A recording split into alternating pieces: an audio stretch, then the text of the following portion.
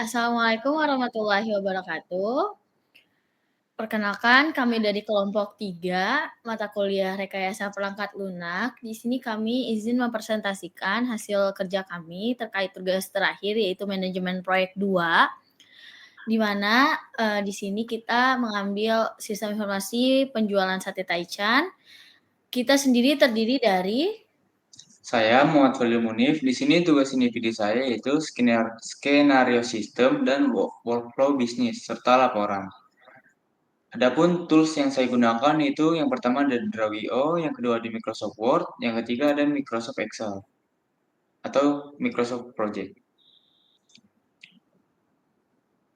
Selanjutnya, saya Hilya Najwa dengan NPM 113 sebagai rancangan APL, DFD, dan Object Oriented. Di sini saya untuk memenuhi tugas tersebut menggunakan tools Draw.io.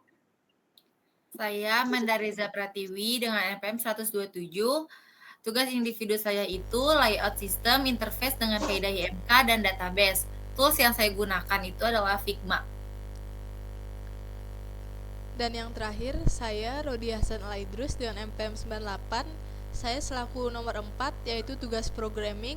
Dalam menjalankan tugas programming ini, saya menggunakan tools yaitu MySQL dalam bentuk SMPP, serta HTML melalui VS Code. Judul kelompok kami yaitu Sistem Informasi Penjualan Sate Taichan. Lokasi bisnis yang kami amati yaitu di Taichan Ambyar, tepatnya di Jalan Helang nomor 6, samping SMKN 1 Bogor, Kota Bogor. Lokasi wawancara kami yaitu di rumah pemilik bisnis di Perumahan Bumi Kencana Asri, Blok D nomor 21 Cilebut. Adapun pemilik bisnis yang kami amati yaitu ada dua. Yang pertama itu ada Sakif Andika Sutadikara, yang kedua ada Amalia Ramadanti. Aliran proses yang kami pakai yaitu adalah linear, serta metode perancangan yang kami gunakan yaitu waterfall.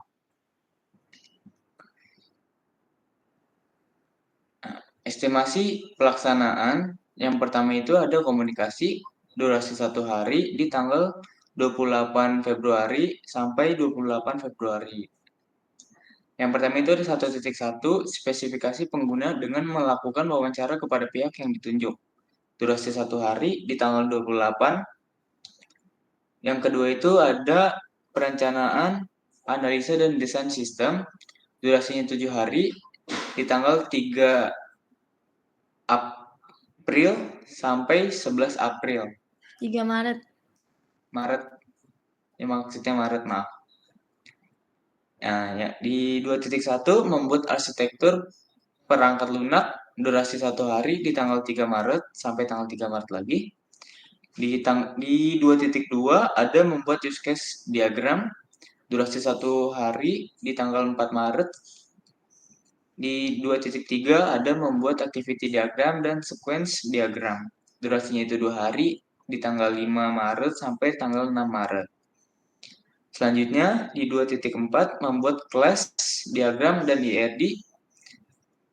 Itu durasinya 2 hari di tanggal 7 Maret sampai 8 Maret. Selanjutnya di 2.5 membuat DFT dan dokumentasi analisis. Durasinya 1 hari di tanggal 11 Maret. Selanjutnya ada nomor 3, desain aplikasi, durasinya 7 hari di tanggal 12 Maret sampai 20 Maret. Di 3.1 yaitu isinya membuat desain menu aplikasi dan navigasi. Durasinya 2 hari di tanggal 12 Maret sampai tanggal 13 Maret.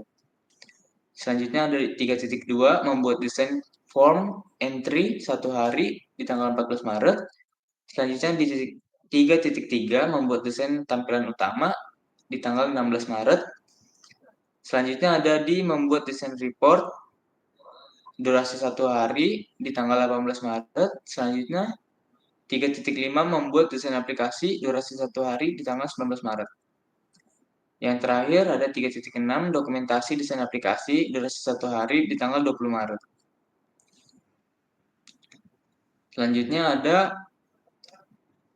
coding login dashboard di durasi 2 hari pada tanggal 21 April sampai 22 April. Yang kedua ada 4.2 coding master data durasi 2 hari di tanggal 23 April sampai 24 April. Yang 4.3 ada coding transaksi, durasi 2 hari juga, di tanggal 25 sampai tanggal 26 April. Yang 4.5 coding laporan dan 4.4 coding penyimpanan data, durasi 2 hari, di tanggal 29 April sampai 30 April. Selanjutnya 4.5 coding laporan dan output, durasi 2 hari, di tanggal 1 Mei sampai tanggal 2 Mei. Validasi error handling di 4.6, durasi 2 hari juga, di tanggal 5 Mei sampai 6 Mei. Selanjutnya di verifikasi dokumentasi program back-end atau front-end di tanggal 10 Mei sampai 12 Mei. Selanjutnya di testing program durasi 5 hari keseluruhan dari tanggal 13 Mei sampai 19 Mei. 5.1 melakukan tes terhadap program durasi 1 hari di tanggal 13 Mei. 5.2 pengujian modul durasi 1 hari di tanggal 14 Mei. 5.3 integrasi dan review user 1 hari durasinya di tanggal 15 Mei. Selanjutnya di 5.4 ada memberikan catatan list perbaikan durasi 1 hari di tanggal 16 Mei. Selanjutnya 5.5 dokumentasi testing program di durasi 1 hari dari tanggal 19 Mei sampai 19 Mei juga. Selanjutnya ada instalasi program. Di 6.1 ada setting jaringan hardware dan software pendukung aplikasi. Durasi 1 hari di tanggal 20 Mei. 6.2 ada instalasi program ke komputer, silent, user, pengguna aplikasi di 1 hari di tanggal 21 Mei. Selanjutnya ada 6.3 uji koneksi dan finalisasi. Durasi 1 hari juga di tanggal 22 Mei. Selanjutnya ada training user, pengguna atau SDM. Durasi 2 hari. 7.1 melakukan pelatihan kepada kasir atau operator. Durasi 1 hari di tanggal 23 Mei. Selanjutnya 7.2 melakukan pelatihan kepada admin dan laporan. Durasi 1 hari di tanggal 26 Mei. Selanjutnya ada dokumentasi. 8.1 desain spesifikasi sistem. Durasi 1 hari dari 27 Mei sampai 27 Mei. 8.2 ada dokumentasi standar operasional, prosedur atau biasa disebut SOP. Durasinya 2 hari dari tanggal 28 Mei sampai 29 Mei. Selanjutnya ada 8.3 dokumentasi administrasi proyek, durasi 2 hari, tanggal 30 Mei sampai 2 Juni. Yang selanjutnya ada user dan admin manual, durasi 2 hari di tanggal 3 Juni sampai 4 Juni. Selanjutnya 8.5 dokumen program durasi 2 hari di tanggal 5 Juni sampai 6 Juni. Selanjutnya ada 8.6 dokumen manajemen proyek durasi 1 hari di tanggal 7 Juni. Selanjutnya di maintenance ada 9.1 pemeliharaan pemantauan bug phishing. Durasi 2 hari dari tanggal 10 Juni sampai 11 Juni. Selanjutnya ada 9.2 perbaikan minor di durasi 2 hari dari tanggal 12 Juni sampai 13 Juni. Yang terakhir ada administrasi, total keseluruhan hari ada 6 hari dari tanggal 18 Juni sampai 25 Juni. 10.1 itu melakukan administrasi proyek dan mendokumentasikannya. Durasi 3 hari dari tanggal 18 Juni sampai 20 Juni. Yang terakhir ada 10.2 penyusunan laporan, durasi 3 hari dari 23 Juni sampai 25 Juni. Selanjutnya ada tujuan perencanaan proyek sistem informasi satelit Taichan. Yang pertama itu ada mengoptimisasi proses transaksi penjualan agar lebih efisien dan meminimalkan kesalahan input manual. Yang kedua itu ada menyediakan pencatatan stok dan penjualan yang terintegrasi baik transaksi offline maupun melalui GoFood. Yang terakhir ada memudahkan pemilik usaha dalam memantau laporan, penjualan, stok harian, dan aktivitas kasir.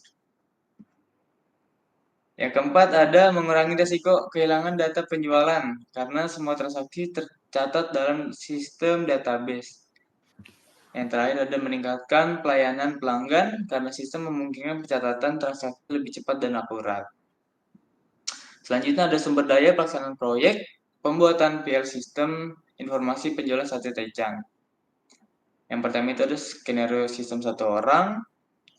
Yang kedua ada rancangan APL, DFD, dan objek oriented 1 orang. Selanjutnya ada layout sistem, database, dan interface 1 orang. Serta programming 1 orang.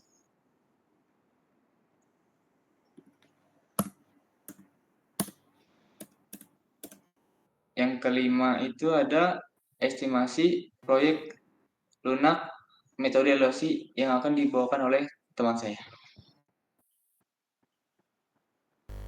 Baik, untuk bagian selanjutnya adalah estimasi proyek perangkat lunak atau metode dengan menggunakan metode LOC untuk program sistem informasi penjualan sate taichan kami ini. Untuk bagian ini kita membaginya menjadi sebuah tabel dengan 2 kolom, yaitu fungsi dan LOC terestimasi. Yang pertama, nomor 1 yaitu CRUD data tambah hapus edit. LOC terestimasi CRUD ini adalah yang optimis 395, yang most likely 50, yang pesimis yang 439, dan hasil akhirnya EV-nya yaitu 395 ditambah 4 dikali 50 ditambah 439 dibagi 6, yaitu menghasilkan 172 LOC. Selain itu, nomor 2, autentikasi dan session login memiliki optimis 29, most likely 11, dan pesimis 3. EV-nya sendiri adalah melalui rumus yang di modul 29 ditambah 4 kali 11 ditambah 3 dibagi 6 yang menghasilkan 73 LOC. Nah, selain itu nomor 3, tampilan dan navigasi data, optimisnya adalah 490, most likely-nya adalah 313, pesimisnya adalah 10, lalu EV yang dihasilkan adalah 490 ditambah 4 dikali 313 dan ditambah 10 sebelum dibagi 6. Ini menghasilkan LOC 292 untuk bagian 3 ini. Nah, untuk total baris kode terestimasinya adalah 537. Nah, ini semua dalam catatan. Jika produktivitas rata-rata organisasional adalah 100 LOC per person month, upah karyawan adalah 5 juta per bulan, dan biaya per baris kode 5.000. Untuk estimasi biayanya akan dilanjutkan oleh teman saya, Amanda. Baik, untuk estimasi biaya, jumlah karyawan sama dengan 537 baris kode yang terestimasi dibagi 100 sama dengan 5,37, kita bulatkan menjadi 6 orang. Lalu untuk estimasi biaya proyek berdasarkan LOC, baris kode terestimasi 537 LOC dikali 5.000 sama dengan Rp2.685.000. Lalu untuk estimasi biaya proyek berdasarkan upah, 6 orang dikali 5 juta sama dengan 30 juta. Lalu untuk biaya yang paling murah itu, dalam estimasi biaya proyek terdapat 2, yaitu berdasarkan length of code atau LOC dan upah tenaga kerja. Estimasi berdasarkan LOC ini menunjukkan angka yang jauh lebih efisien, yaitu sebesar Rp2.685.000 dibandingkan estimasi berdasarkan upah yang mencapai 30 juta. Oleh karena itu, kelompok kami memilih LOC karena lebih rasional, objektif, dan dapat mencerminkan besarnya pekerjaan secara teknis. Lalu untuk dekomposisi akan dilanjutkan oleh teman saya, Hilya. Baik, untuk dekomposisinya sendiri di sini terbagi 2 row, ada yang fungsi-fungsi bisnis dan area bisnis. Untuk fungsi-fungsi bisnisnya, yaitu yang pertama ada pengembangan dan rekayasa produk, pemasaran, riset demografis, analisis pasar, serta peramalan. Area bisnis dari fungsi-fungsi bisnis ini adalah owner dan pegawai. Selanjutnya, untuk penilaian produk, spesifikasi produk, rekayasa produk, riset teknologi, dan pengembangan produk baru, area bisnisnya adalah owner. Untuk analisis sistem, rekayasa komponen, rekayasa perangkat lunak, rekayasa manusia, area bisnisnya adalah software engineering dan operational design atau UI UX. Selanjutnya ada V&V product serta jaminan kualitas. Di sini area bisnisnya adalah owner.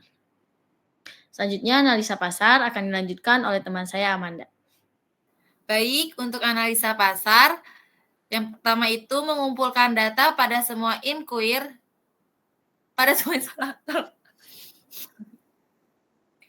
Inquiry, nggak kelihatan ya, sebentar. Baik, untuk analisa pasar, yang pertama itu mengumpulkan data pada semua inquiry pengguna seperti login, kasir, pemilik, dan admin, serta aktivitas awal masuk sistem. Yang kedua itu mengumpulkan data pada semua aktivitas pengguna seperti input data pelanggan, transaksi penjualan offline online, pembayaran, pengelolaan stok, dan pencatatan laporan.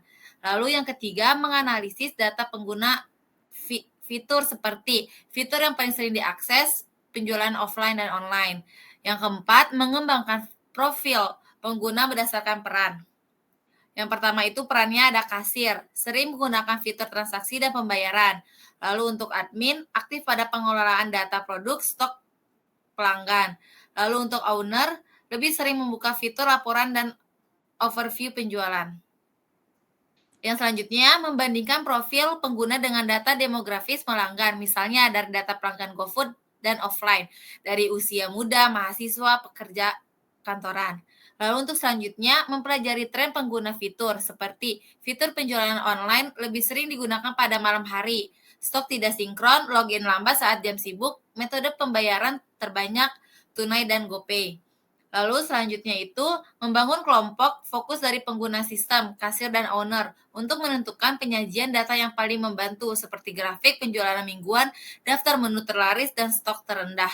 Lalu untuk selanjutnya itu merancang materi promosi dan penawaran, misalnya seperti penambahan menu rekomendasi berdasarkan menu yang paling sering dipesan, lalu pemberian voucher atau diskon khusus di aplikasi Gojek.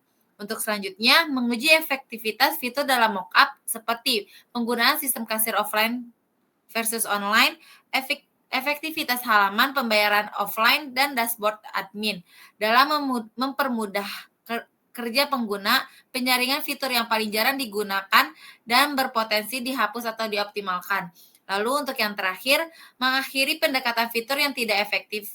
Misalnya, menghapus tombol yang tidak dibutuhkan kasir, mengurangi pengulangan input jika sudah tercover all autofill, dan menyempurnakan tampilan form agar proses input lebih cepat.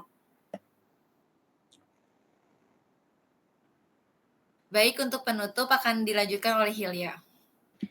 Baik, sekian dari kelompok kami. Apabila ada kekurangan, kami mohon maaf. Wabillahi taufiq wa hidayah. Assalamualaikum warahmatullahi wabarakatuh.